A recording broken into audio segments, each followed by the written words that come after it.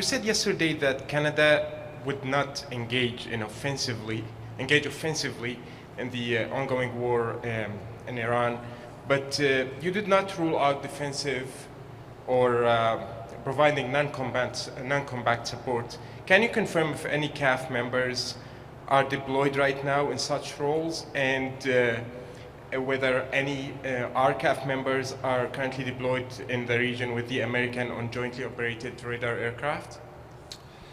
So let me be really clear on this, because it's important, very important for Canadians to understand. Generally, we have CAF members deployed in the Middle East. Different settings, different roles, different purposes. But it's very clear, very important for Canadians to understand. Canada was not consulted before this conflict began.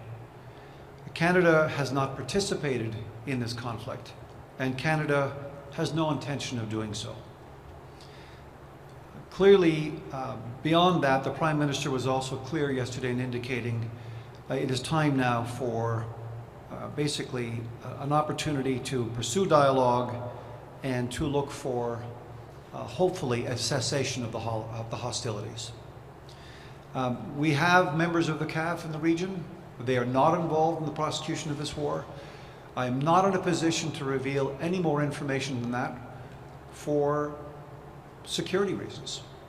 It's very important that we, first of all, focus on Canadians in the region who want to leave that region.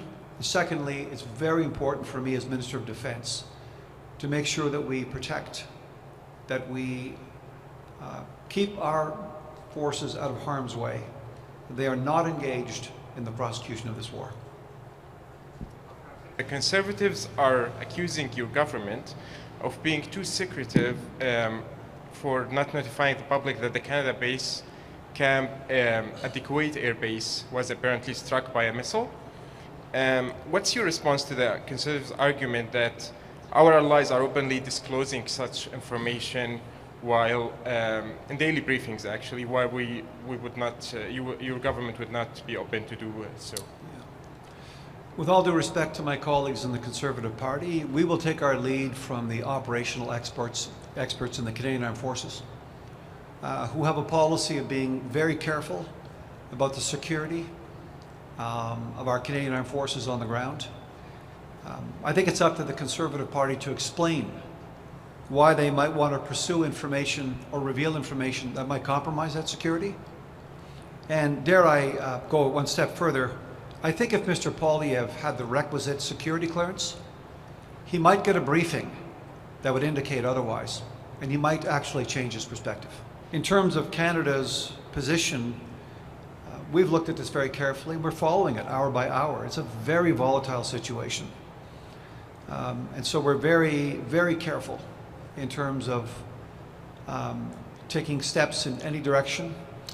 But for us from the beginning, it was clear that joining this in terms of the prosecution of the war offensively was not going to occur. And I said yesterday as well that if any neighboring states might require assistance, we'll see. But we're going to watch this hour by hour, day by day, and we will govern ourselves accordingly.